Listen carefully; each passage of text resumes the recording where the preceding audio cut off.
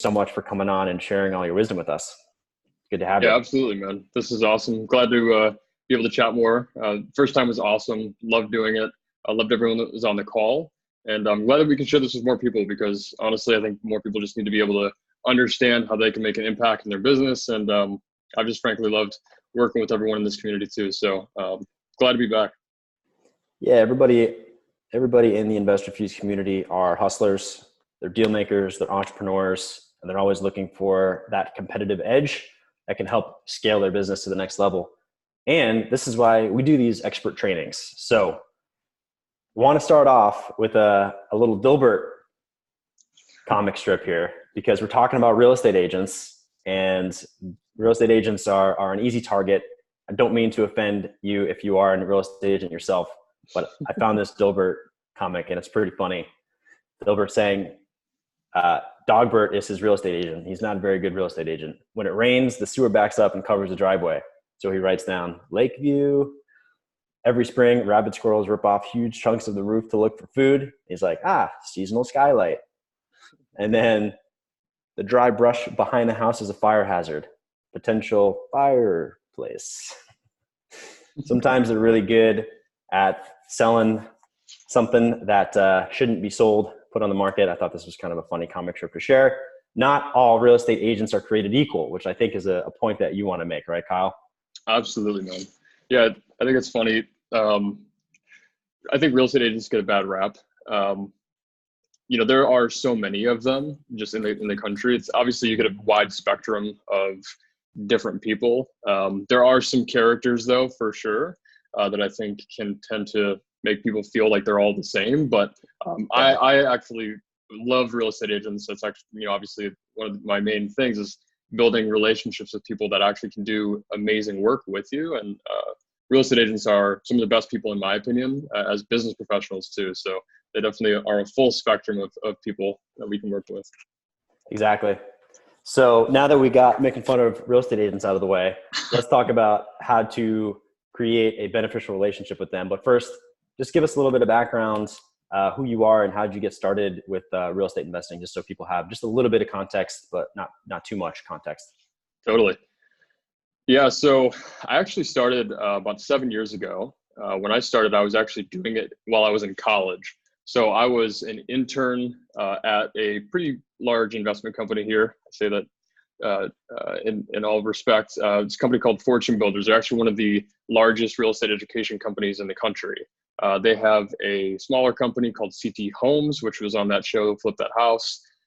They actually moved from the East Coast. So CT actually stands for Connecticut. And they moved to San Diego and they started here. So I was basically starting there as an intern. I was an analyst helping, all of the sales team do the work, make sure that the house is going to sell for what it was. I was basically just studying comps and making sure ARV and renovation prices were accurate, right, before we actually bought the deal. So, I started there and I really wanted to get into sales because I wanted to make more money. The sales team was full, so I started to work on the weekends because I just wanted to, prove that I could actually do it. And I ended up helping them acquire one of the biggest deals that they've ever acquired. And I was really excited. I was, going to be making my evolution into the next stage. And I got brought into the office expecting to, get a promotion and all this fun stuff. And they handed me a check. And the check, in my opinion, was missing a few zeros. The property was bought for, I think it was $875,000, projected to have $250,000 profit on that deal. And they paid me $1,000. And, yeah, it was funny. I think everything happens for a reason. I'm a big believer in that. And, I realized it was kind of my okay, I'm not being treated as though obviously the value that I was creating was being reciprocated. Right. And I saw that I was in a system that there was no progress there. So I ended up that day, I took the $1,000 and I quit. The real estate agent made like 16 grand and I did all the paperwork and I put the deal together. Right. So it was clear to me that I needed to jump ship. Um, so, then I was in college. I was, in class. I was in class with my laptop open, looking on the MLS, trying to find deals, right? Because I was like, I need to figure out how to make some money here. Because I just quit the job that I was getting paid decently, and as a college kid, right? But I knew I needed to figure it out, and I wasn't going to go back to to working for someone else. And I had kind of gathered in that journey how to wholesale deals. I had never done it while I was working with them because the sales team managed all of the disposition and all that fun stuff. But I knew enough to be dangerous, right? I knew enough to at least get a deal under contract. Mm-hmm. So I basically, while I was there, actually, this is a funny story. And we'll get back to what you were going to ask me. But I actually, while I was working there, someone had sent me an email. They were actually a wholesaler, and they sent me an email, and they meant to BCC their entire list, but they actually CC'd their entire buyers list. So that's how I started. I actually had someone else's buyers list, which I'm not saying that this is ethical or that's what should have been done, but like that's all I had. I didn't know how to develop relationships, right? And there, it wasn't a huge list. It was like 20 people or something like that. But I got the deal in a contract, and I was like, okay, well, I guess I'm just going to say, screw it. And I'm just going to send this deal that I have under contract to this buyer's list that has never heard from me before, and see what happens. Funny story, one of the buyers ended up knowing the agent, and then the agent, obviously found out and got pissed off, canceled the escrow, but it was a huge learning opportunity. Wow. And I realized that I could actually, I could get deals on a contract, and I knew I could actually make it work. So that's kind of how I got started with a failed escrow. But after that, obviously everything is, the rest is history. So, yeah. So you're no stranger to transactions and real estate, and it's been your primary income source essentially for the last how many years? 8. Yeah. Coming up on 8. Yep. Yeah. So Kyle and I always have good jam sessions about real estate investing and real estate investing strategy and sort of where the market is right now. And we were just talking earlier about like, what's the state of real estate marketing? And I think this is a good place to set up where we're going with this, because if anyone is actually actively lead generating right now, you might be finding that it is a red ocean, and sellers are likely getting the same exact message that you're sending them. So when everyone's doing text messaging, cold calling, RVM blasts, skip tracing, all of these same text, SMS is a new thing now, direct mail, even PPC, all of these like standard ways of getting deals are starting to become a little bit crowded. And I think we're always looking for like the next best lead generation source, but there's something here with relationships. And I'm curious what you think about, how to generate leads in the face of such a seller's market right now. Totally. Yeah, man. What you just said is 100% accurate. And I think that that's something that a lot of people don't pay attention to. And, they're learning strategies in different ways that do work, but they're basically climbing an uphill battle. And, how much other people are using the same exact strategies that they're doing. I mean, I talk to people, I know some people here that are my friends in San Diego that they spend, I know one guy spends $30,000 a month in direct mail marketing. I know another guy that does $25K with just Facebook ads and different things like that. I mean, they're spending so much money on these strategies, and they're all attacking the same people. And even real estate agents, I mean, they're also competing for the same exact distressed seller leads, right? So what's important is to understand how to traverse that terrain and not go broke, obviously, but getting the highest ROI on your money is the name of the game. I mean, that's always the case. And your time.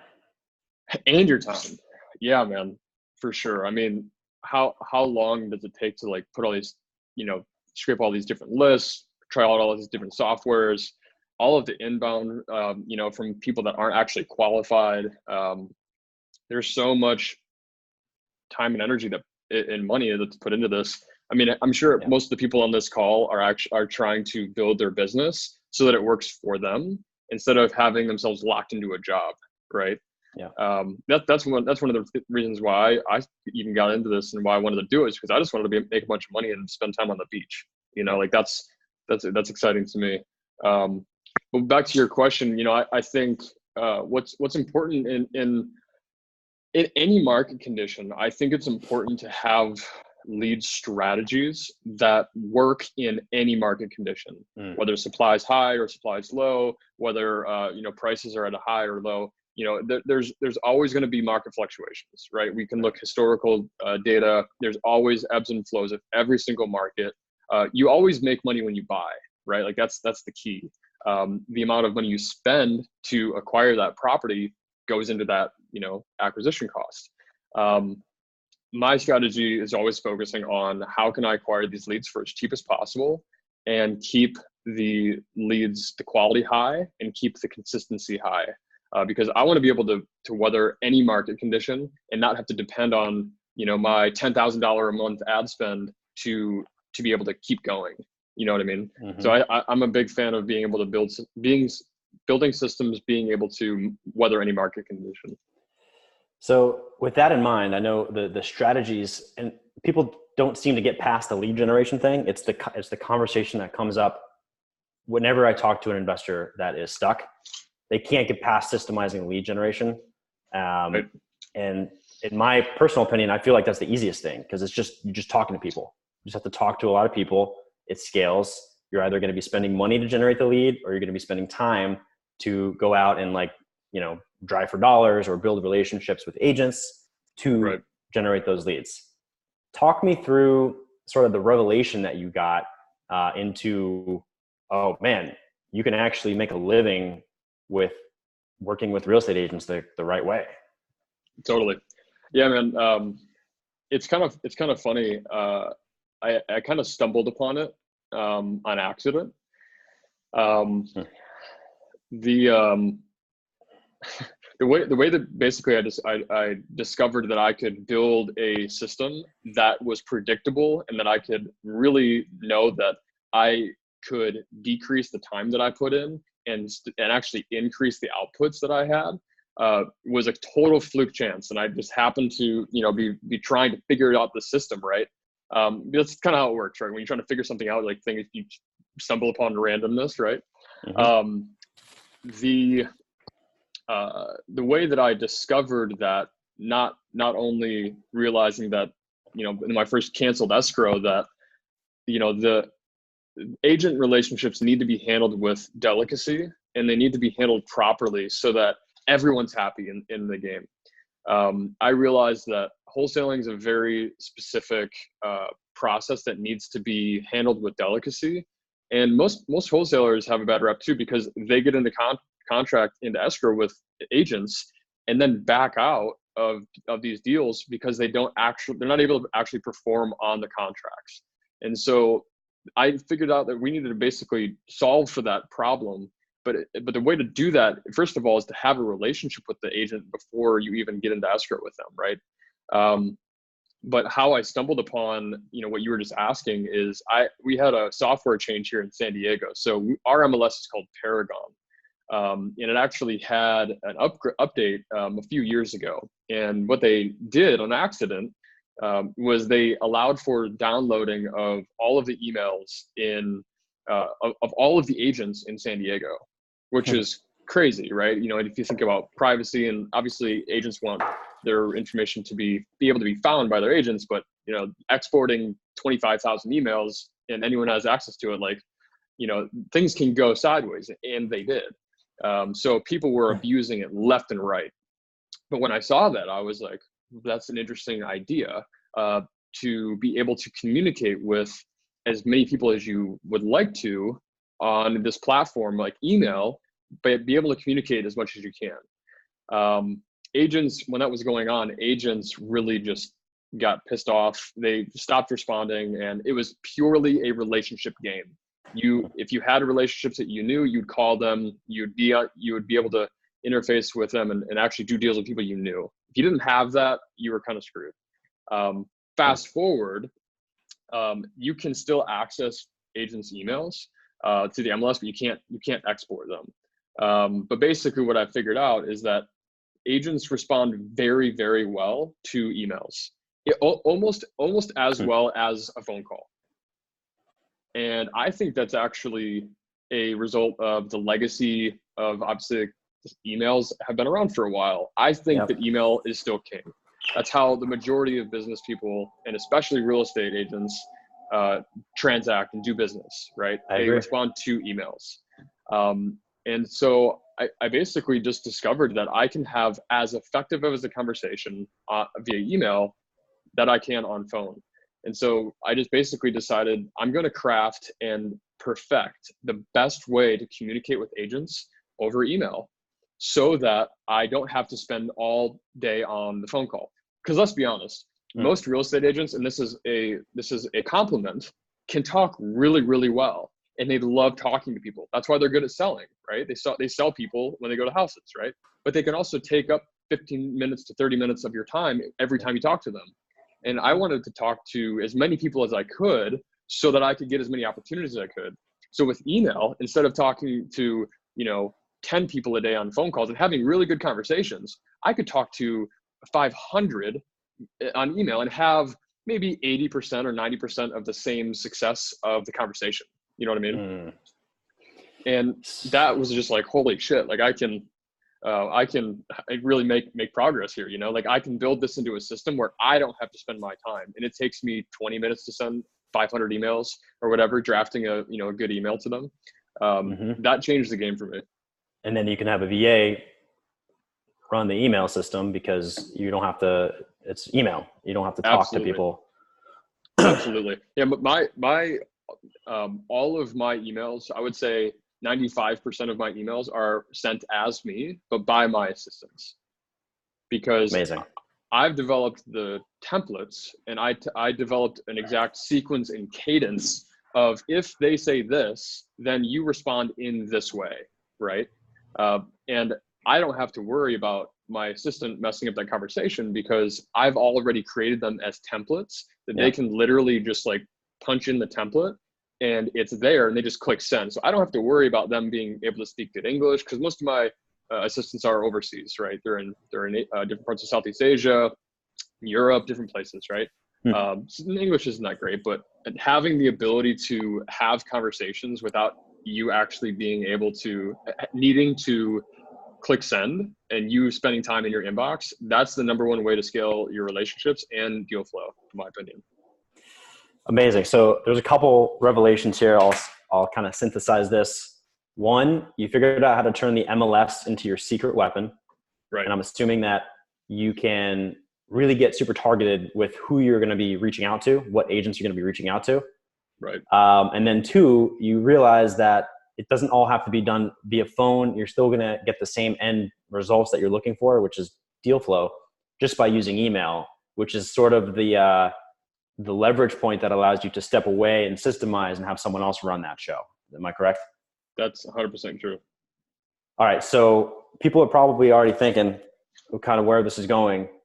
Let's kind of dial it back though and understand, why would a real estate agent want to send you like an off-market pocket listing to begin with? Like, doesn't it behoove them to list it and then take advantage of market fundamentals and realize that there's going to be a bidding war on the property, et cetera? Like, why would they want to send you the pocket listing?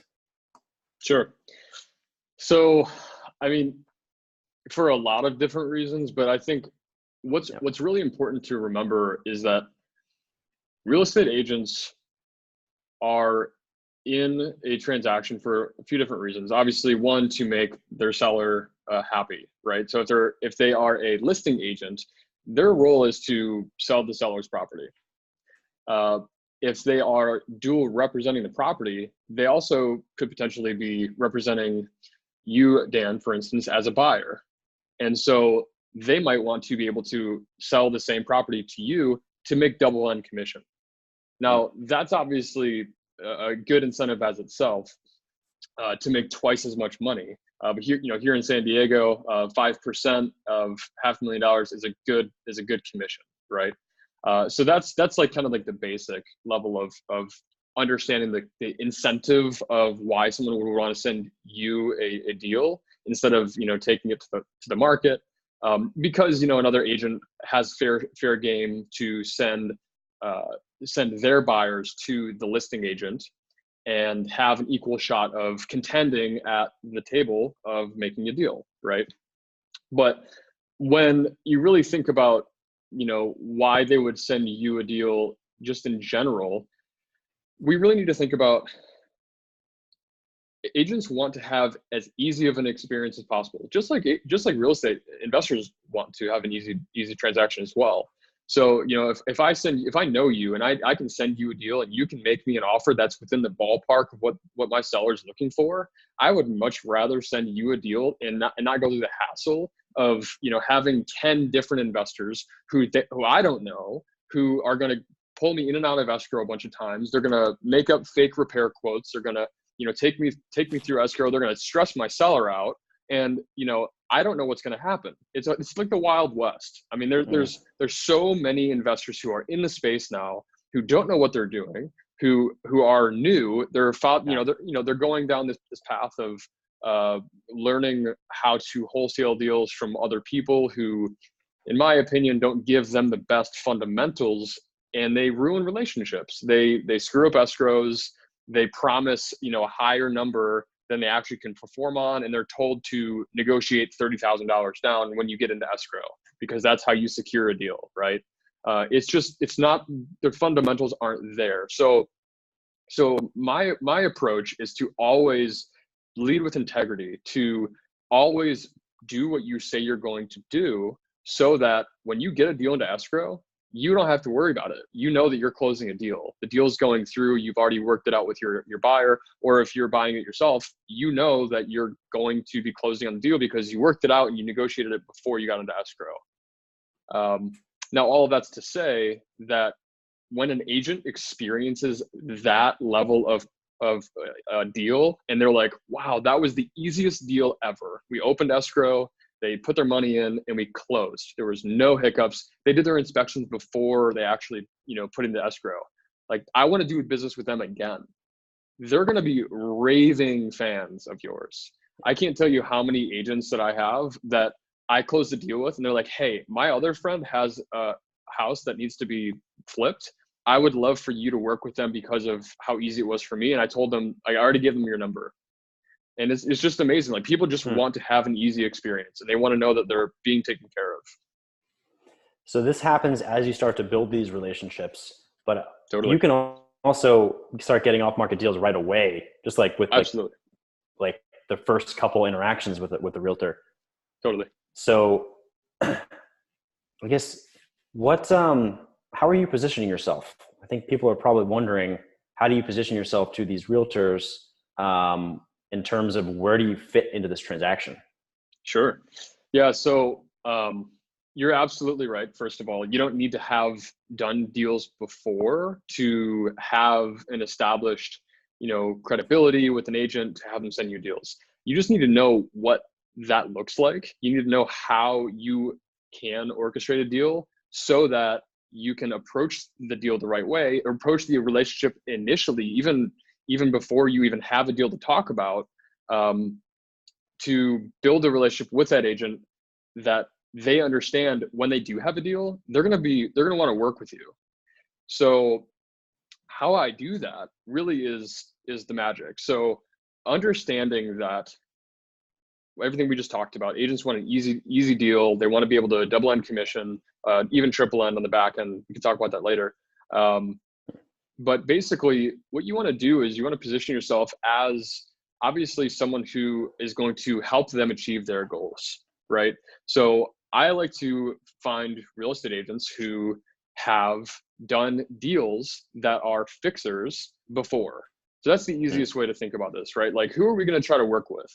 Not every real estate agent is going to be good to work with. We want to work with real estate agents who understand what distressed properties are and what needs to happen so that they can actually sell those houses. They've probably worked with investors before, so that makes our job way, way easier.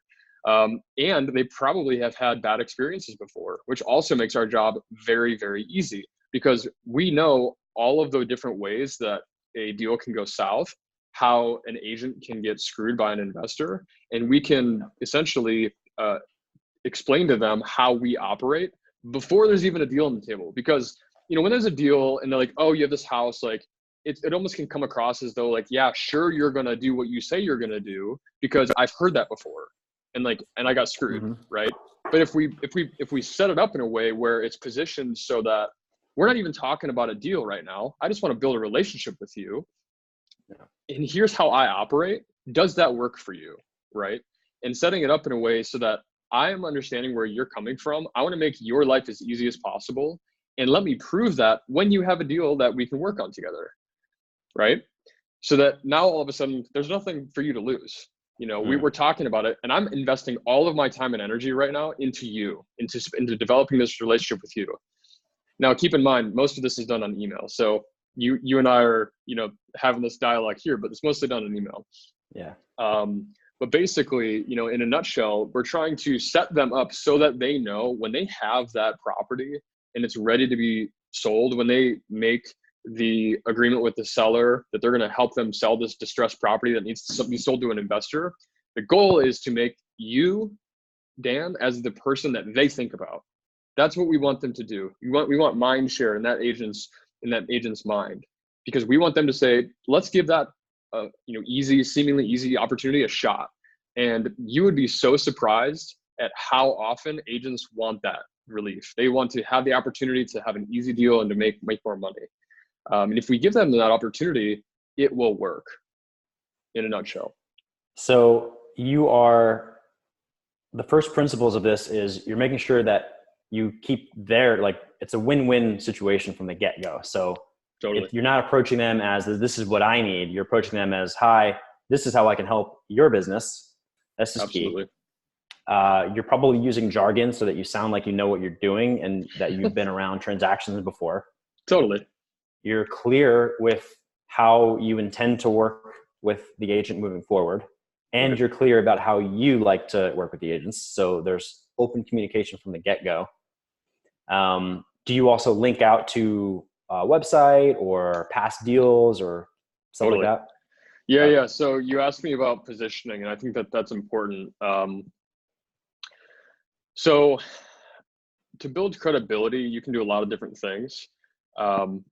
You absolutely need to know the basics of how to structure a deal. I mean, my strategy only works if you know in general how a real estate deal happens, right? Because if you know someone is calling and they have no idea how to work escrow or you know what a transaction coordinator is, they're not going to get very far. So my strategy really is for people who just understand at least the basics of wholesaling or acquiring deals, right? And it works very well for people who have already done deals, and especially for people who are doing maybe 10 deals, right? So they know the game. They know the game inside and out. And so investors who have past history, that's extremely important. That's just credibility, right? Like you need to be able to back up what you say you're going to do and who you are with collateral. And if you don't have a ton of history, that's okay too. So let me break this out for you, just for people who are new to wholesaling, but then also for investors who are experienced and they're just wanting to generate more deal flow and they want to understand how to leverage what they've already done and just open up a whole new channel of incoming opportunities from agents, right? So let's start with the investors. So as an investment company, you have past transactions, you have agents or other sellers who you've done deals with before. You have credibility by other investment firms, by other escrow companies. There are so many people you've already done business with over the course of your business, whether you've done 10 deals or 100 deals. Like you have people that you can take as credibility for your business. And if you're not currently leveraging that, that is a huge opportunity that is wasted essentially.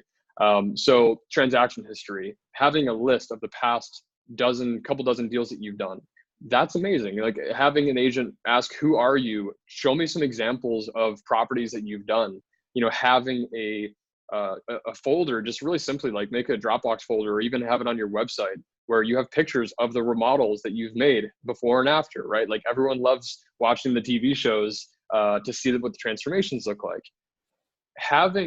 allowing for people to see who you are and what you can do, the work that you're actually doing, improves who you are, proves everything that you're saying, right? You're just adding more and more layers of association to when they see that distressed property, they're thinking in their minds, oh, that could look like the before picture to what I was seeing with that investor that showed me the before and after, right? And you're giving them an experience of who you are. People always remember how you make them feel, not what you say to them, right? Mm-hmm. And so if I just tell you what I'm going to do and who I am, that's one level. And if I'm good at it, I can get really far with that. But if I layer in, my website, and I have all this content and video testimonials and, quotes and people that are open to being referred to, or, an escrow company that I've worked with, and their contact information, so you can call and ask them like how it went. All of that is going to put me head and shoulders above any person that's just, calling them or asking them text messaging or whatever, just some random person. They're not going to have a chance to compete with me. You know what I mean? For sure. So all of this credibility will increase the likelihood of an agent to want to work with you. However, it is not mandatory for an agent to send you pocket listings. Got it. Yeah. So really quick on that too, I wanted to just comment about anyone who's starting that doesn't have all of that. Here's what's cool. And especially if you're wholesaling deals, wholesaling, you're going to want to work with investors who are like that. You're going to want to work with investors who have a bunch of deals and a huge history, because, working with one, an investor who's done a deal or two, they're not going to be able to offer as much. They're not going to give you the best deal. They're probably not going to be able to perform on contracts with a certain amount of confidence that you would want to have to work with them. You're going to want to work with a big investment company. So here's what's cool. Talk to your investment company that you're partnering with before you get into contract with any deal with an agent, and let them know, hey, I need some credibility. I want to be able to find deals for you.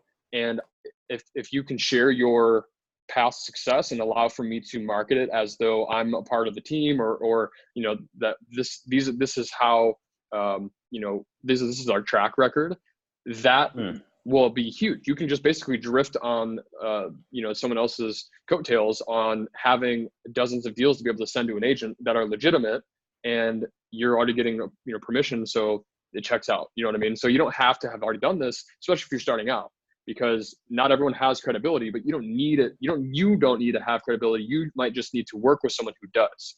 And that's how you're going to have good deals anyways, because you want to be able to process things efficiently. Right. So that was a great little segue here into understanding how to monetize these relationships.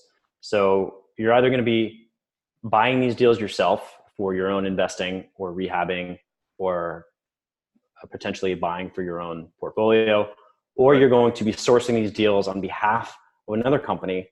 Tell us about how those relationships work and how you've made money working with other like principal buyers by helping them source deals through your relationships. Absolutely. Yeah. So there's a bunch of different ways to make money. We all know that in real estate. I started off wholesaling, like I was explaining earlier, failed escrows and all that. I didn't like the model of wholesaling, the traditional model of wholesaling. So I basically invented a new way. I created a way where I felt good about what I was doing, because integrity is number one for me. That's my primary core value. I never felt good sending an offer to an agent that had a number on it that I wasn't confident in, that I couldn't stand behind, because I didn't have a construction crew that I knew what the repair quotes were before writing the offer. I was using a repair analyzer, and that I got from different companies that I was working with, and I was estimating everything, right? I was estimating the ARV, I was estimating the repair quotes, and I would spend like an hour doing it, like very, very more than an hour, right? Like a lot of time before I made an offer, like this is the number that I can perform on, because I had to have the confidence that I could sell that same ARV and repair quote to my investor, right? Like that's the whole game of wholesaling, is like, this is what it's going to be worth. Here's what it's going to cost to put it in. Here's what I'm under contract for. And here's my fee. So that whole reverse engineer process, A, was time consuming as hell. B, often I ended up seeing that most of my investors took like, there was like a 5% variation, which can be enough to kill a deal. You know, if our ARV, maybe I thought the ARV was a little bit lower or a little bit higher. Fortunately, I got really good at doing that when I was an analyst, obviously. So I was really good at that. So I was rarely more than, 5, maybe 10 grand off. Keep in mind the price points are $500,000 to, $1 million or more. So like being within that is good, but at the same time, there's still variability. You're not sure that I wasn't sure that I could close on those deals going into it. So basically what I decided to do was create a new model. And I decided to build relationships with these investors ahead of time. And I basically said, hey, listen, I'm good at building relationships because of, all of the systems that I was telling you about, standardizing the email templates, knowing how to strategically pinpoint who I want to target with agents. And I was having my assistants doing it. I think you're muted, buddy. Yeah, I was gonna say, and then also doing it consistently and focusing only on that, I think, is a huge benefit. Exactly. I mean, my challenge was I was having too many opportunities coming to me and not enough time to analyze them and actually, send offers. And so I was like, I need to figure out this new dynamic and obviously managing escrows, right? So I told my investors, listen, I want to focus on what I do best, and that is I want to develop the relationships and get the opportunities so that I could send them to the investment companies before we got them under contract. Now, this is kind of a controversial thing, and most people would think like the investors are just going to go around your back, right? Which does happen and has happened to me. But at the end of the day, I want to work with people who also operate with integrity. So I told them up front, listen, I'm going to send you deals and addresses and probably the agent who I'm working with's contact information, because I want you to be involved on these deals as soon as possible. And so essentially what I would do is I would get the information from the agent and I get basic information, address, price, and condition of the property, right? It's the bare minimum that someone needs to have, an investment company, before they determine if it's worth going out to property, right? And then I would actually send it to my investment partners. Depending on what type of the deal was, I'd have different investors. And then they would then go out to the properties, meet the agent, walk through the property, dial in all their costs, drive the comps, get the ARV dialed in. They would get back to me with their number one price, their top price, right? Like what they could buy this deal for. And then it was up to me to negotiate myself into the deal, right? But I knew that they've already walked through, they've already removed their contingencies, they've already confirmed comps. And so now it's up to me to close the deal. And so then I would buffer in 10, 20 grand or whatever it was. And my negotiation buffer was my commission, right? So like our interests are aligned. Like I needed to close this deal, and any negotiation was like coming out of my cut, right? Like the investors are taken care of. Got it. But then we would agreed on a price, and then we would go into escrow, and then they would buy it. They would close the deal, and it was done. And then I'd get paid outside of escrow, and everything's good. So the company that you're sourcing for will pay you on like a contractor basis. Yeah, as a consultant, exactly. Awesome. Is anybody having any light bulb moments? I'm curious to hear any thoughts, opinions, questions. Make sure to use that chat. You can ask Kyle whatever you want. There's nothing that is off limits. Even if you have questions about. So I wanted to point out really, really quick here. I see in the comments, Chris Martin is on the call. He is, I've actually helped him out, and he's an amazing guy. He says strategy is awesome. He's about to launch his campaign, and he brought a great assistant on board. So that's awesome, Chris. Great job. I think it's amazing. I like that you brought an assistant on, Chris, because this is one of these things that someone else should just be in charge of it, right? Like you should prove the model and then use systems to have another person run it. Yeah, and actually that's part of the thing. So I actually am a huge proponent of assistants, and I always advocate for anyone that I work with to bring on an assistant, because as an investor and as a business model, you as the owner should be taking yourself from the technician level up to manager and then to the entrepreneur level, right? And if you're still in emails every day, there's something happening that you're always going to be needing to stay in the business for it to work. And we need to remove you as the owner, as the investor, from the small things that can be automated, even down to the conversations, right? Yeah. So that you can do the high level executive decision making and strategy that needs to be done to expand and actually go and enjoy your life. I mean, this isn't all about just doing deals. It's like make money and being able to free up your time. That's the whole point of this for me. On that note, can you share a little bit about your Bali trip last year and what happened because of your assistance? Yeah, for sure. There's a couple of questions coming in, so take a look at those. I'm happy to explain. So this is actually really cool. So last year, I decided to really test what was possible. I live in San Diego, which is a beautiful place. Absolutely love San Diego, and I miss having you here, Dan. But I wanted to travel the world, and I thought about it. I was like, I don't need to be anywhere. I don't need to be in San Diego, even though I'm doing deals here. Over the past few years, I haven't met anyone in person. I haven't been to any of the houses that I've helped acquire. And I really don't need to be anywhere physically. So I said, I'm just going to go travel the world. And so I was really trying to push my limits because I wanted to prove not only could I do it with, travel the world with the systems that I have, but I wanted to make sure that I could delegate it to my assistants so that they could run it for me in case that I didn't have internet access or, whatever, right? I wanted to, make it so that it was foolproof. So what I did was I didn't bring my computer. I only brought my iPad, which still is pretty decent power, but you can't do really the same stuff that you can on a computer. So I was basically relying entirely on my assistants to run it for me. But I was traveling in Indonesia for a few weeks, and over the course of it was a 3-month time period, which also included my traveling in Indonesia. We generated 70,000 in revenue with the strategy that I just explained to you. And I maybe spent a total of 20 hours of work over that 3-month time period, just checking emails here and there. And obviously making sure that the deals were going through, but that's where I need to be involved, right? So the deals are actually moving things forward. All right. So 70 grand, you're in Bali. The only cost to generate these leads is paying your VAs, right? And time. Yeah. Time. I mean, my time is worth way more than $5 an hour.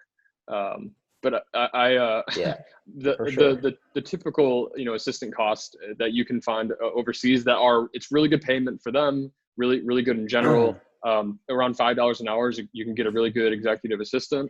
I happened to have one in Europe who is around $10 an hour. They're more of a high level admin. But when you're making, 10 grand a deal, you really need to factor in what your time is worth. And so I don't have any marketing costs aside from my support, human support, right? My people that are helping me communicate with agents, build relationships, that the lifetime value of those relationships is insane. I mean, because here's what's cool to think about too, is when you do a deal with a real estate agent, it's not just one deal. That's what I think a lot of people don't get, is that when they're doing direct mail marketing to a seller, that seller may have another house in the future, but what are the odds of that, right? So with an agent though, I've done deals with agents I've had 3 or 4 deals with over the past few years. And what's the value to that? It's immeasurable. You can't put a number to it. Have these all been fixtures? Absolutely. Okay. Absolutely. So it's all distressed properties. Yeah. I mean, the point, so my strategy, I mean, there's obviously different ways you can make money. I could go into luxury real estate. I can, go into, a couple of them have been multi-unit properties, but they're still distressed properties. Right. Mm-hmm. But my strategy is to develop relationships with real estate agents that work on distressed properties, because that is a very niche part of real estate that can be determined by the types of properties that they have listed before. And so I have a process that I take my assistants through that they're actually actively going through the MLS every day, and they're looking at every property, and they're finding all of the properties that fit our criteria of what we're looking for. And those are the relationships that I wanted to develop, because if they're working on properties that look like that, they're going to work on properties like that in the future. And that's how I target. That's how I build relationships with real estate agents. This is amazing. So free leads, you can outsource it. You can acquire these properties from anywhere. And if you structure the relationship with the right buyer, you really can just step out of the whole situation. Let a buyer do all of the talking with on the phone with the realtor. I think it's a brilliant strategy. And the fact that you kind of are putting it out there like you are, I commend you for that. So just so you guys know, Kyle has been doing this for many, many years, and he never really would tell me exactly what he was doing. And for the longest time, I've been coaxing him to share more about what he's doing, because other people would be gladly pay him to learn exactly what these systems are, because it's like an untapped. People think that it's a pain in the butt to work with agents, that there's really no way to systemize it, and that just takes too much time. That there isn't any benefit for an agent to send them off-market listings. And Kyle's just telling us that's all false. It's all limiting beliefs. So he put all of this stuff into a course, and he's been working on this for a long time. So I just want to let you know that he does have everything mapped out. I'm seeing people ask, do you have a script for the agent? What email system you're using? So he put all this into a course, and I want to share the link to actually learn more about that. If you want to talk a little bit about what actually it all entails, we can get into that now. I want to honor your time because we're already 50 minutes in. Oh, wow. That's crazy. Yeah. Time flies when you're having fun. Sure. There's a lot of questions though, and I want to make sure they get them answered. But in the meantime, people can chat with you to determine if this system is going to be a good fit for them, right? Yeah, totally. So on that on that note, I mean, like you said, people have been kind of asking me how to do this and all that in person here, obviously in San Diego, but also just throughout the investor network. And I've been helping people just kind of one-on-one, and realize that kind of the same thing with real estate leads is that my time isn't as scalable as it could be.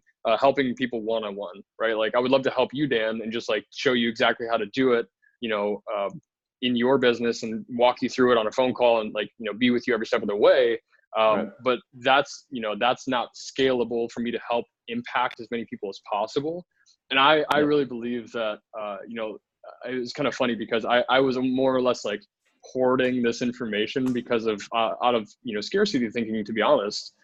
Here in San Diego, if I shared it with someone else, my system would be compromised, right? My competitive advantage would be out there, right? And there is some, level of, we need to keep our successful strategies kind of close to our chest. But what I realize is that there's so many opportunities out there, and there's so many different markets. There's so many, there are so many deals happening every single day that most people don't even know about because they're being done off market. And I started to see that. I was like, this is crazy. There's no way that that anyone could even come close to stepping on my toes, even if they know exactly how to do it. Having said that, knowing exactly how to do it is the part of the process, right? I can sit here and explain this to you for a few different hours, but the actual how-to is so nuanced. And I've been doing this for 7 years, so it's back of my hand. It's second nature to me. But trying to explain it and setting up the different sequences, the different systems, the spreadsheets, there's a very robust back-end system that I was trying to explain to one person and try to set it up for them. I'm like, this needs to be much easier for people to understand, and I need to be able to explain it once because it's a very complex system that needs to be done in the right order, and accounts for everything, right? It accounts for making sure you don't reach out to the same people twice. It accounts for making sure you're not looking at the same house. That everything is really touching a very intricate dynamic with the agent based on, if the house is on the MLS, is it off market? Like there's like 18 different threads of conversation that can be navigated in general that I found.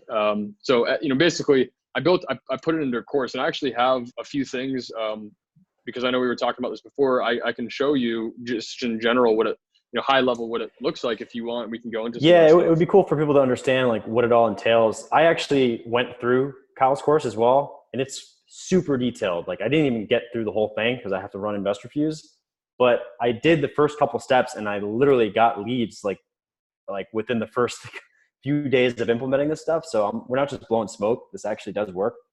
And I was able to execute it because he laid it out, like literally like implementing step-by-step how to do it. It's not just like here's the strategy, go figure it out, which is why I wanted to share it, because I know this stuff actually works.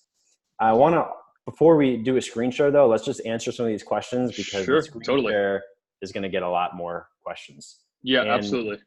Kyle's schedule is pretty limited, so I put the link up inside of the chat. If you want to get on there and like schedule time to see if this is going to be a fit for you, you can get ahead of the curve and do that. You'll see it on the description there. So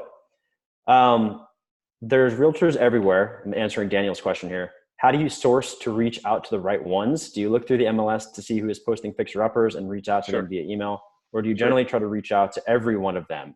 And maybe I'll add to this, are the people you don't want to reach out to? Yeah, for sure. Great question, Daniel. That is the most important question. So I build a lot of my life around the 80-20 principle. So who are the, there we go. Who are the people that can apply the most leverage to get you the most results? I don't want to spend all day talking to people. I want to talk to the right people who are going to get me the closest that they can to what I'm trying to look for, right? So I've tried the talk to every agent approach. And I'm not saying that there isn't value there, that, certain agents who've never done a distressed property don't know about distressed properties. The likelihood though of an agent who's selling a fully remodeled brand new home, they're so far removed from a distressed property. It's, like a multi-million-dollar mansion. Sure, that might be a cool person to talk to. The likelihood of them being able to add value to you over the lifetime of your business, like an agent who's focusing on selling distressed properties, is marginal, right? So you can't. I wouldn't recommend, in terms of time investment, talking to every agent in your market is going to be overwhelming as hell. I just wouldn't recommend that. I've done it. I've actually built teams around it to try to do that. There is value, but it's not even close to what you can do by really focusing in and saying, who are the people that I want to work with? And those are the agents who've done deals before, who know what distressed properties are. They've done distressed properties before. And so, yes, I have, we look through every property that hits the market. And there are different ways that I take an approach to finding who those agents are. And that's really the name of the game, in my opinion. And it works really well. In my experience. So that's what I would say to that. Awesome. Do you need access to the MLS? Is that a requirement to make this happen? Yeah. So you don't need access to the MLS to be successful in real estate. I mean, there's plenty of people that have been successful without access to MLS. A lot of people aren't licensed. They're not brokers. They don't have that. They might use different software services that give access to, data ports to the MLS. But what I have found is that the MLS it's my secret weapon. It is the easiest way, in my opinion, to build relationships with real estate agents, because there is the veil of, the realtor association. They keep all of the realtor information secure on those platforms. That's nationally, that's what it's there for. But the real question, I think, behind the question that he asked is, how do you get access to the MLS? Because if you don't have it, it might seem like, is it necessary? Because it seems hard to get, right? It is the easiest thing to get. really what a lot of people don't know is you don't need to be a licensed agent to have access to the MLS. You just need to be able to work with an agent who can give you access. So I actually am not licensed. I don't want a license because I can operate freely without having to have this governing body above me to tell me what I can and can't do. There's what are called assistant accounts, and they're very cheap. It's like $25 a quarter or something negligible. And I get full access to everything on the MLS. And I networked, and I have a relationship with a friend who's an agent and a broker, and they give me MLS access through an assistant account, and that's it. And it's so easy. You can set it up within like an hour of calling them, and all you need to just pay them. They'll send you an access code. It's the most easy thing to get access to, but it is, in my opinion, a secret weapon if you implement the strategies that we've been talking about. Yeah, it's crazy. So I did it in Baltimore, and it was pretty wild how much information the MLS actually has inside of it. And if you go into the details of the settings of the MLS, and Kyle kind of shows you how to do that in the course, you can create some crazy lists. So it's super powerful. I am seeing other questions here. Another good tip too is like when you're working with your buyers, just ask them for access to the MLS. Absolutely. Your investors will give you access easily. It's like, hey, here's the MLS, go find me money. Absolutely. That's actually another strategy that I teach too. And I'm glad you mentioned that, is that, investors, if you're telling them that you want to build a relationship with them and you're trying to go get deals for them, asking them for an assistant account, it's so easy. And in fact, finding an investment company that you want to make as your primary investor, tell them that you will send them deals first if they give you access to the MLS. It's a no-lose situation for them. It's 100%. You can get access to the MLS if you actually put in the effort to getting it. Amazing. All right, so we're an hour in. Let's look at what everything looks like inside the system. And again, if you would like to hop on and just kind of talk about your specific situation and if this strategy is going to be good for you, then schedule a call with Kyle at the link that I posted in the description and in the chat here of this presentation. You'll see it on there, and have an open conversation with Kyle. Chris says here that good feedback. And also, if you want to show people my results that I got in the system, you're more than welcome to, Kyle. Okay, cool. Yeah. I pulled them up because I figured it'd be helpful to see. And to anyone on the call here, this, as with anything in real estate, things can be very nuanced. And if you're wondering how this could work, or whatever that we didn't cover on this call, because an hour is not that much time, I'm happy to talk with you. I told Dan that I'd take a call with anyone that wants to jump on. So just use the link, and then it'll take you to my calendar and put you on there. So I'm happy to talk with anyone on the call as well.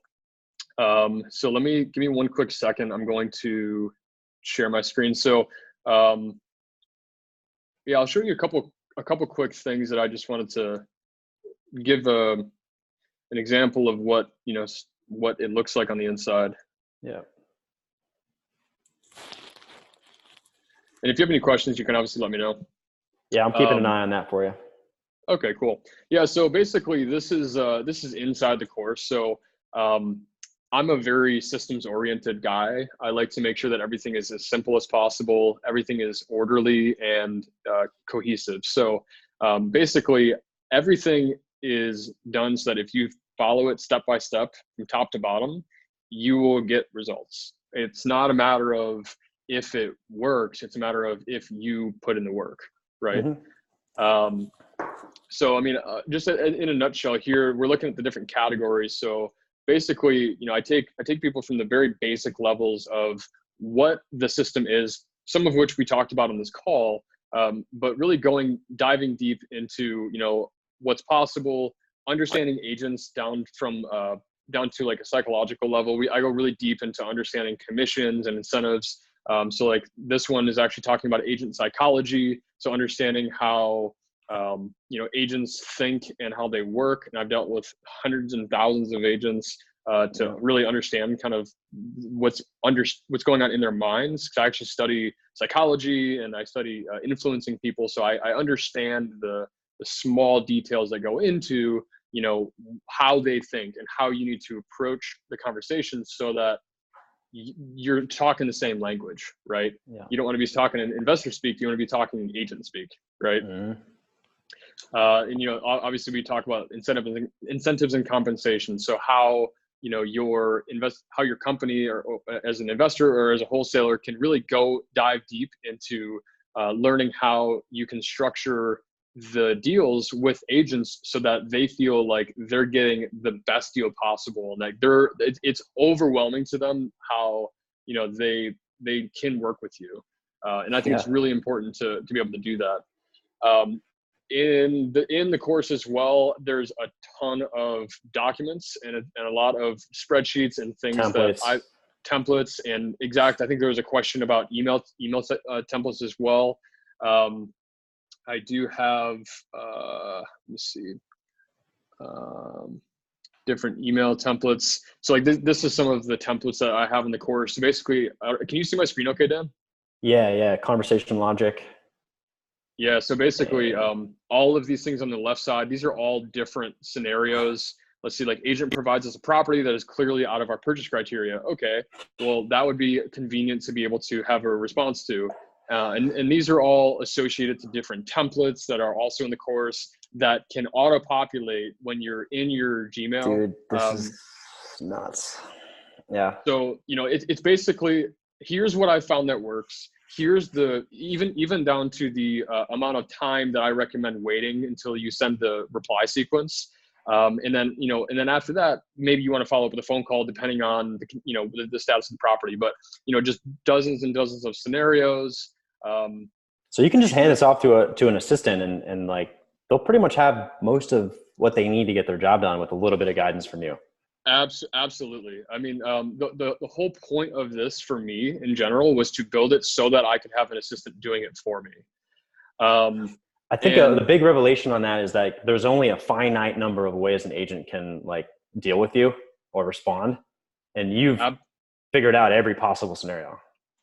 Absolutely. Yeah. I mean, basically in a nutshell, there are only so many threads of a conversation that can be done that allow for responses to occur, whether the house is on the market, whether it's in escrow, whether it has already been sold, whether it's off market. Do we have pictures? Do we have, what's the situation with the seller? Are there tenants involved? I've gone through every possible scenario that you can think of. And then I've also created email templates and scenario-based responses that allow for my assistants to respond on behalf of me, because I had months and months of my assistants going, what do we do now? And every single time that happened, I would catalog it and I would say, this is how we respond. And I made a very simple to follow process that anyone can hand off to an assistant, including templates that can easily check and run for them and respond and get the information that they need, right? What's the address? What's the price? What's the situation? What's the condition of the property? All of these things can be done ahead of time so that when whoever's running the ship can then take over at the time that they need to, when there's a deal to be had, because that's when these investors need to be on the phones, is when there's a deal to be talked about and deal to be closed. Not to like ask the basic questions or build the essential relationship, right? You even mentioned in the course that like the sooner you respond to an agent, the more likely they'll be willing to work with you, because that's a sign of your integrity, right? When you reach out to them, you say you're going to respond and you respond. It just builds triggers that you're a person that they want to work with. And to just to your credit, all the systems, the way they're all interwoven together, the emails look like they're coming from like you personally, not some like spam tool. So totally. Kyle uses existing systems that aren't like really expensive to make it seem like you're personally reaching out to everybody, which just increases your conversion rate. Yeah, absolutely. I mean, I built this 100%. It was bootstrapped. So I basically found the best tools that are basically free. And I also have a tech background, so I understand how different software integrates with Google Gmail API. That all sounds kind of jargony, but what you need to know is that I've already basically put it together so that all you need to do is, follow the steps and then press send. And then you can have a much higher response rate, a much higher open rate. I've also A/B tested a dozen different, dozens and dozens of different email sequences, which I'll actually show you a couple, Dan. I wanted to pull up here. So here's one called off market. So this is like a really basic one. So having the subject line as off market, obviously that's going to invoke some curiosity to whoever's opening it. But this is an example of something that worked well for me. And I just, wanted to pull up some examples of what people might experience. So, hey, first name, hope you had a great start to your week. That's a very conversational tone, right? I'm not sure if your clients are interested, but we're finishing a property. So this was actually one of my investment partners' properties for all you wholesalers out there to actually add more value to the agents that you're developing relationships with, is let them know when they could have an opportunity on deals that you're working on, right? When there's a deal coming to the market, why don't you give them an opportunity? Because if you're asking for a deal, why don't you give them a deal first, right? So it's like this big give and take, element of business. And also, I'm wondering if anything has come up that you can represent us on to flip. Now, keep in mind, these are going out to relationships that I've already, I've already touched on. They already know who I am. They are expecting to hear from me. And this isn't something that you don't send to just anyone, right? Anyways, the response is, we have a pocket listing. Let me know if you're interested. Here's the price. Here's the address. Here's the price. I don't have anyone for that house, but I have a fixer listed, which is not on the MLS yet. So that means that he has a signed contract with the listing agent that he has not put it on the MLS yet, but he's offering it to us to look at it, right? So this is an off-market deal in University City. I have a high-end listing coming soon that Howard Hughes lived in before. Nice. That's funny. You can make $500,000 or more on this home. Sounds great. Might have a project next week. 4 properties for sale. I'm putting the home on the market in Tierrasanta next Tuesday. That would be great for a flip. If you have any interest, call me. Okay, so that's another off-market deal. So like these, we would want to prioritize immediately to your sales team, right? Like these are the ones that we don't want to sleep on. Like immediately get back to these people. Like prioritize them in the qualification process. Right. Anyways, you get the idea.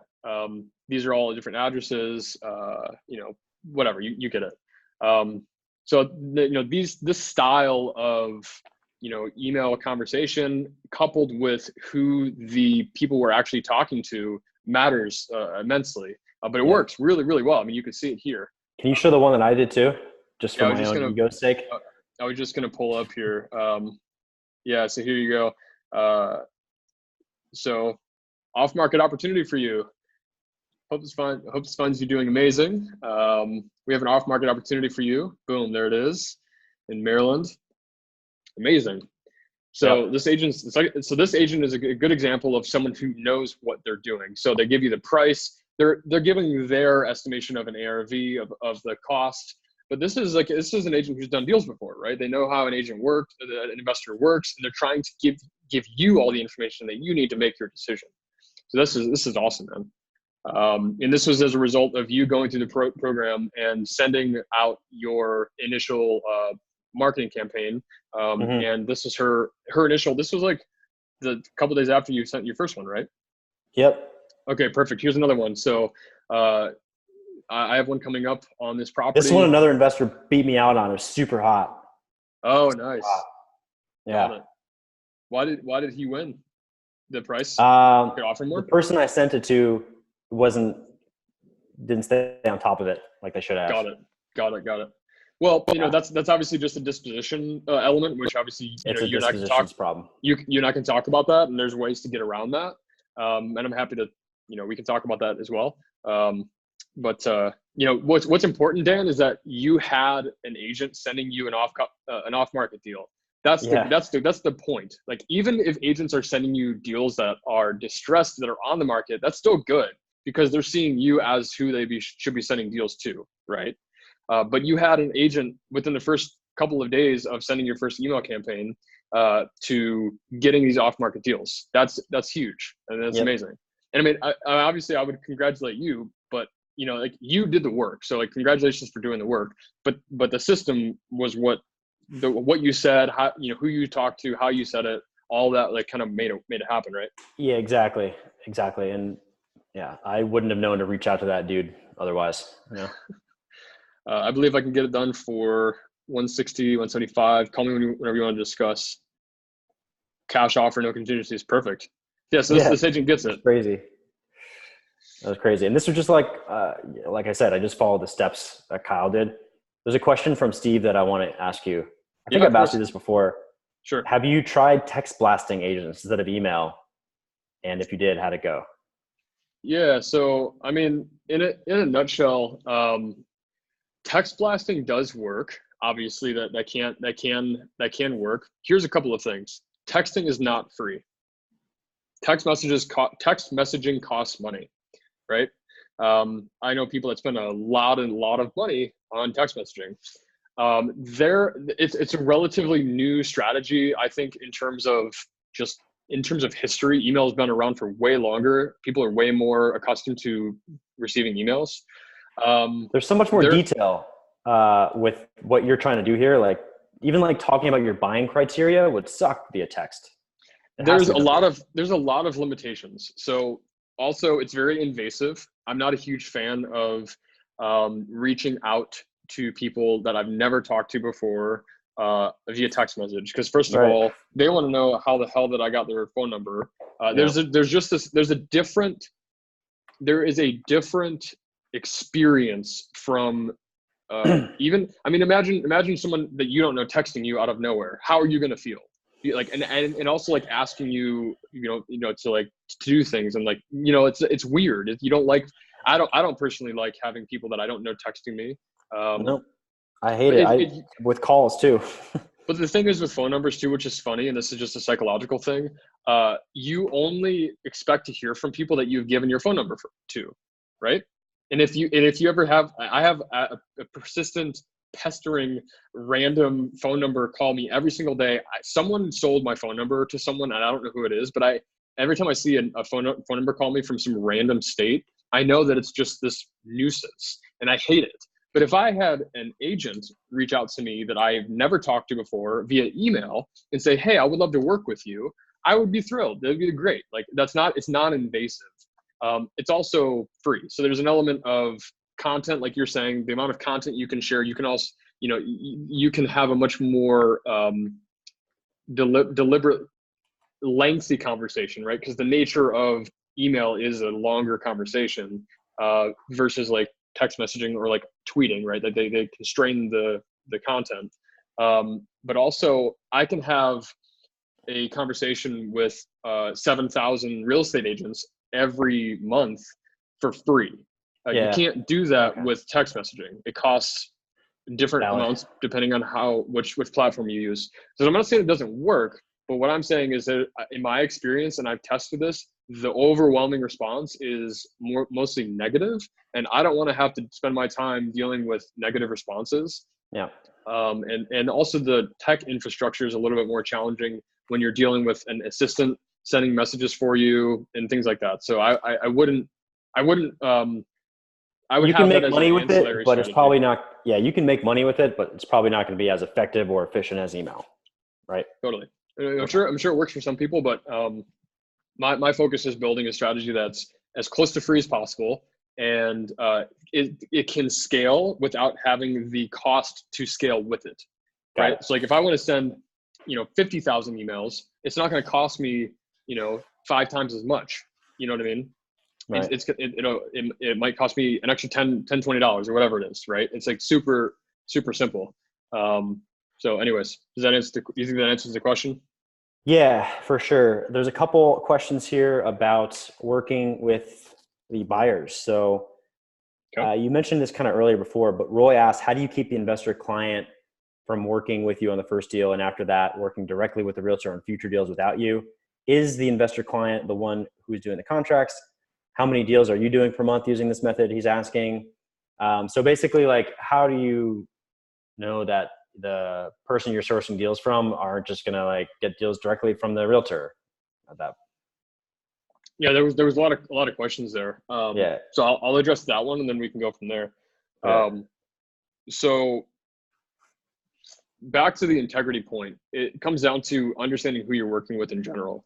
I'm a big believer in building relationships with my investment partners before I do deals with them.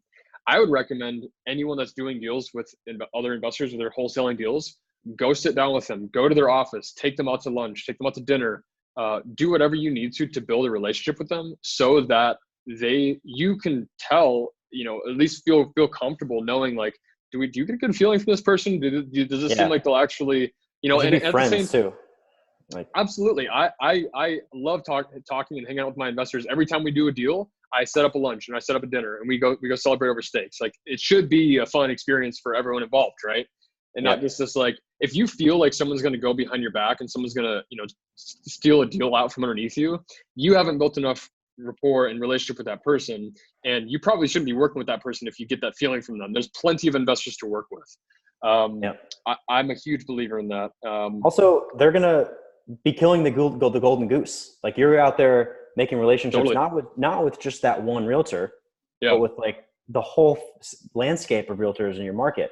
So real estate by going around your back, they're ruining the relationship with Kyle, who is the golden goose that's working for them. Absolutely. So real estate, and I'm sure everyone listening on this call knows this, but the real estate market is so small, right? Like it's crazy how everyone knows everyone in a way. When someone screws someone else over, people will talk, and like people have like, I have a blacklist of people that I don't talk to. I actually have a do not contact list because there's certain agents that like, I just didn't like how they, came across, and like, they just don't seem like they would be pleasant to speak with. So I actually have a deliberate avoid talking to list. And I also have, an avoid talking to list for other investment companies. I have had an investor go behind my back, had the whole thing, and he was very, manipulative and seemed like he was a good person. But when it came down to it, I sent him a deal, and there's no deliberation. I have proof, and I do email tracking, and I know exactly how it all went down. But he went around my back. They ended up buying the deal. I found out once the escrow closed who bought it, which you can see on the public tax records. And he screwed me. But he also screwed himself out of the next dozen deals that I did that year, and that I sold to one of the top, his competing firm. And here's the tricky part. I did about 6 deals with that investment firm before. So like, we had a good track record.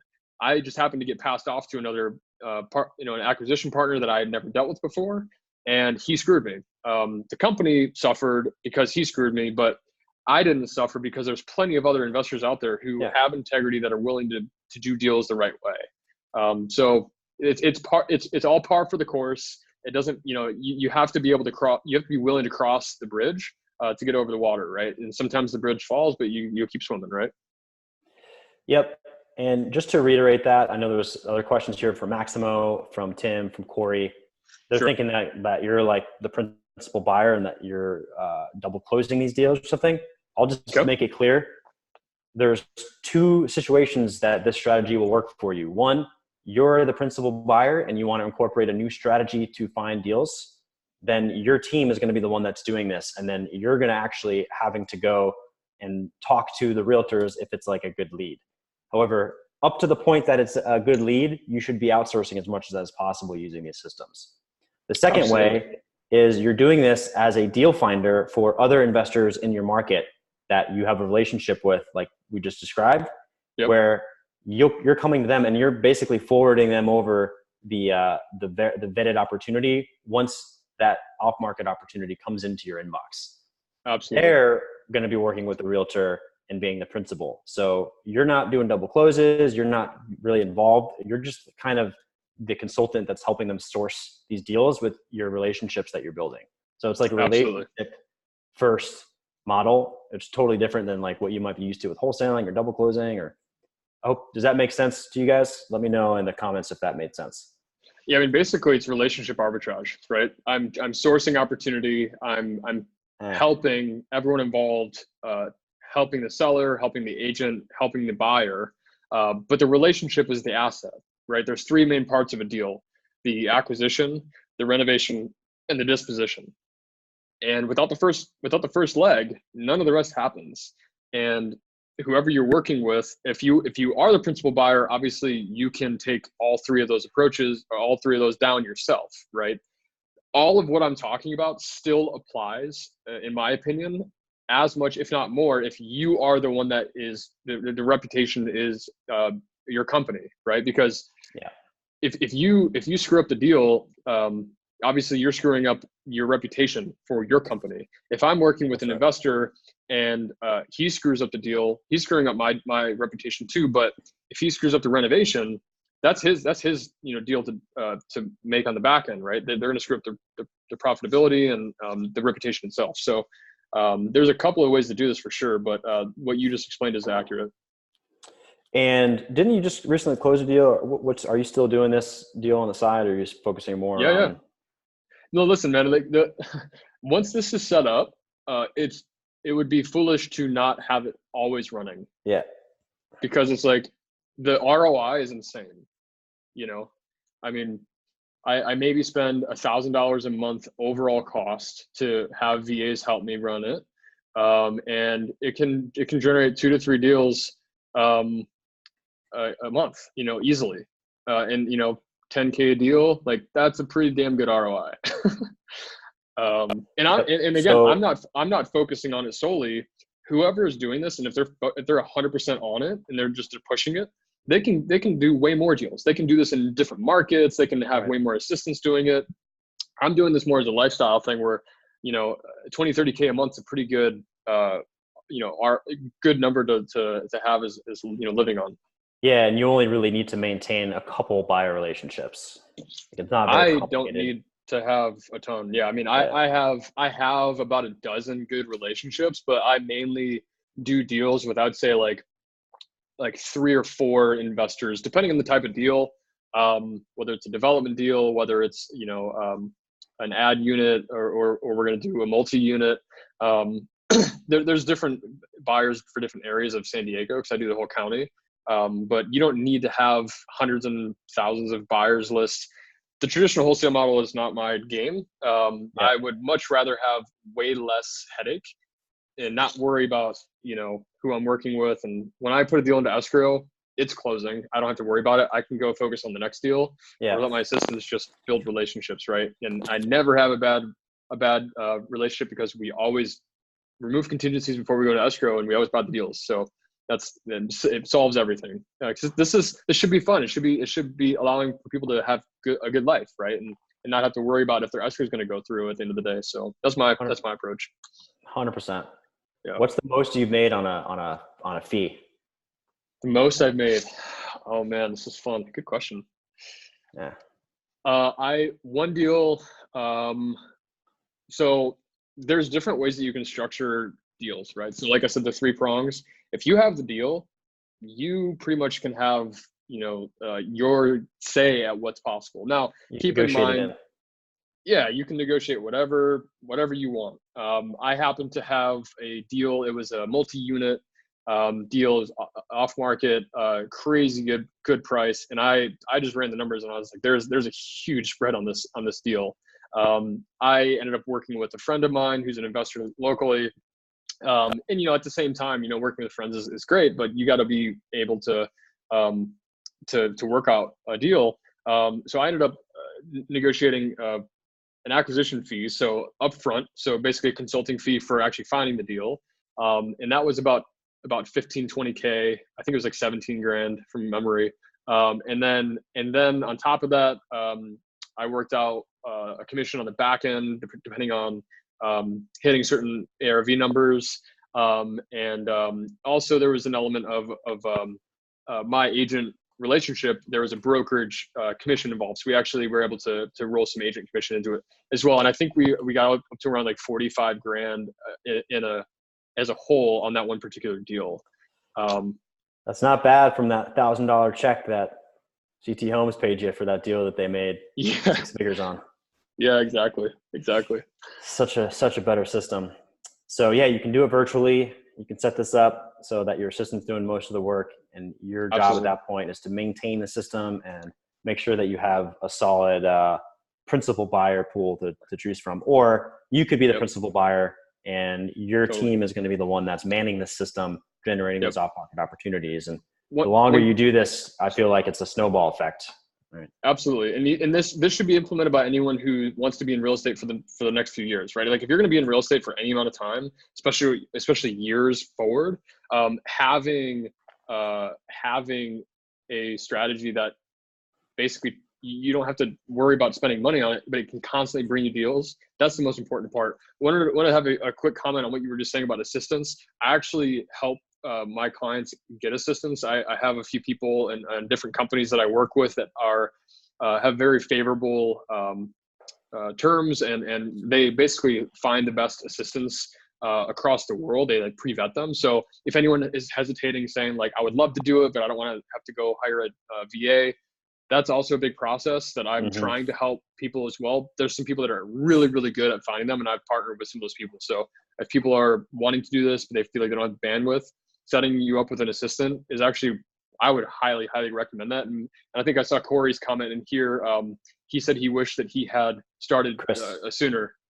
Yeah, Chris. You helped Chris get an assistant, right? Yes, I did. Chris Martin's on here. His thing's in the comment. Can the people on the call see the comments? Yeah. Okay, cool. I think so. Anyways, it was further up.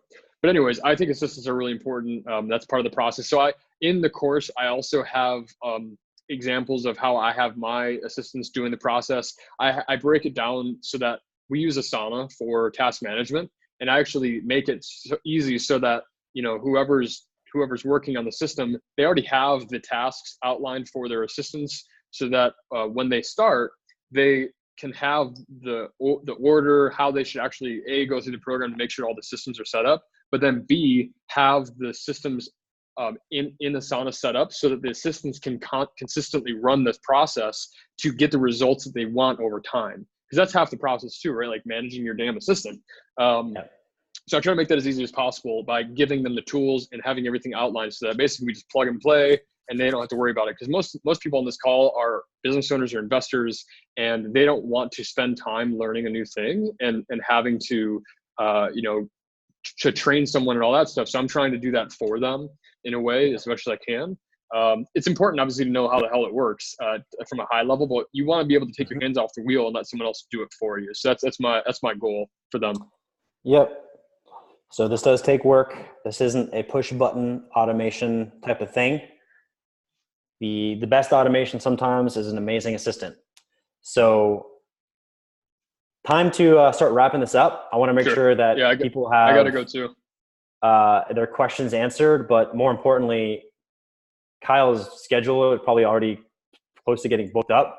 So go to the link that I typed into the comments to learn more about how to get into this program and to how to talk to Kyle.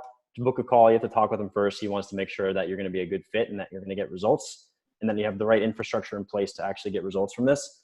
Right. And Kyle, I really appreciate you for coming on and sharing all this stuff. I believe that this is a competitive advantage that everybody on this call can have if they put in the work. Absolutely, man. I mean, listen, I have this saying that I kind of live by, is that people need to be able to help themselves, right? So you can't help someone that isn't willing to help themselves. There are a lot of things that work, and a lot of different strategies, and a lot of ways to make money, and a lot of ways to make, get deals. What I found is that what I've been sharing with you, like this system and strategy works. It's just a matter of people actually working the system, right? Yeah. And that's half the battle. I mean, that's half the battle is showing up, just being willing to put in the work. And here's the thing: it's not a ton of work, and to be honest, it's way less than probably the work that they're already doing. It's just highly leveraged. It takes work to set it up. But my goal is for anyone that's going to be doing this is to actually set it up and then take their hands off the wheel, let someone else control the ship, and let it just generate opportunity for them. That's the point. Yeah. And I do want to talk to anyone that's interested in talking and learning more and how they can make it work for them. But for me, what's really important, kind of like I was talking about before, is that I want to work with people who are actually trying to help themselves, and people that are willing and able to make progress, because I'm only here for a short amount of time on this earth, right? And I want to help people that are actually trying to make a difference in their own lives. There are certain people that we were talking about the agents and investors. Like, I want to get a feel for who I'm talking to, because I want to be comfortable, knowing that we're going to be talking a lot, and knowing that, I'm looking forward to talking to that person again and being able to help them. So it's really important to me. I did open up my schedule. I have certain time frames available that I made available for anyone that's listening in. So I'm happy to do that as well. But yeah, man, I mean, at the end of the day, there's always progress to be made, and I'm just trying to share what's worked for me, and to help other people. So that's the goal. And it's my pleasure to share what you know, because one, I believe in you as a person, and two, this strategy just makes a lot of sense. In an era where everybody is doing the same God GD thing, when cold calling and sending text messages and just like doing everything, right? Looking in the other direction and doing the thing that might be harder, but figuring out how to scale it is how you maintain that competitive advantage. And I think this strategy is one of those things, like you said, it's going to work in any market condition. It's hard enough that if you don't have the systems in place, that you don't have to worry about competitors going in and doing this too. So it's one of those things that if you go in on it, you're going to own it for forever. That's it, man. Like, relationships are the key. This is a relationship game, whether most people like it or not. And most people are trying to circumvent that fact by trying to do RBMs. mass mailings and just like everything that's so not personal, authentic. It's not personal. It's not creating that emotional bond that people are going to remember you for and want to do business with you over the next few years. There's going to be more things that come out. I mean, there's going to be augmented reality, there's going to be virtual reality, and I'm sure all of these things are going to be have ad platforms. But at the end of the day, there's a statistic that I just read. 92% of real estate transactions in the United States are done through a realtor or a broker. 92%. And that's said that important. at the beginning of the presentation. I forgot. But that's the key. It's like, let's not forget how things are currently working, and it's always going to be a relationship game until AI and blockchain take over and everything's automated, and houses are valued for the land that they're on versus the view that the owner will pay millions of dollars for, right? But until then, it's a relationship game. And I say that let's build relationships that we can build a business on, that we can just know that it'll be fruitful for a long time, and it'll be a win-win scenario for everyone. So that's what I'd recommend. Amen, brother. Thank you so much for sharing that. It's a great piece of wisdom to end on, and I appreciate everybody for taking time out of your day. I don't want to take up any more of your time, so what I'll do is I'll leave this on. If anyone has any questions to kind of type in to Kyle while you have it, I'll just turn my camera off and I'll leave the webinar running. If you have any questions, I'll just leave it up for 2 or 3 minutes.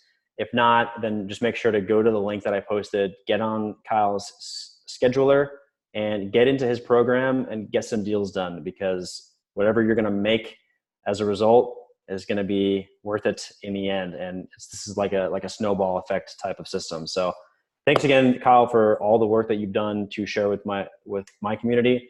And thanks everybody for your time today. Awesome. Yeah. Thank you, man. This was awesome. I'm glad to talk to you again. You guys have a good day. See you guys later.